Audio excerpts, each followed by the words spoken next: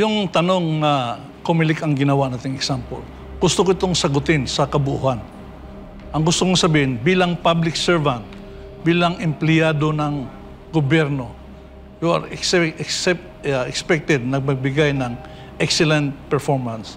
Ibig sabihin nito, you are actually consecrating yourself to be of service to God, country, and people. Alam nyo, mayroong tatlong importanteng salita na siyang dapat bigyan natin ng weaponization. Una, pag ikaw ay empleyado ng gobyerno o opisyal ng gobyerno, number one, pag ikaw ay may ginawa, pero may mali, may pananagutan ka.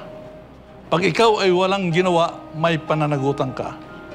Pag ikaw ay may ginawa, kahit hindi mo alam na mali pala, may pananagutan ka. Ibig sabihin, as government employee, official, or worker, we should make it a point that you will always be accountable for every action na ginawa mo. Ibig sabihin nito, yung nangyari sa Comelec, dapat meron silang pananagutan. Bakit nasayang yung more than 100 million dahil lang sa isang kakulangan? Kasi pag ganyan ang ating polisiya, magbibihib lahat.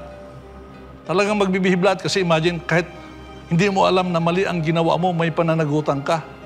At lalo na kung alam mo na mali ang ginawa mo. So yan ang aking isulong, dapat magkaroon tayo dyan ng operationalization of the law na para yan ay maging sundin natin para mag-behave ang lahat ng nililingkod sa ating bayan.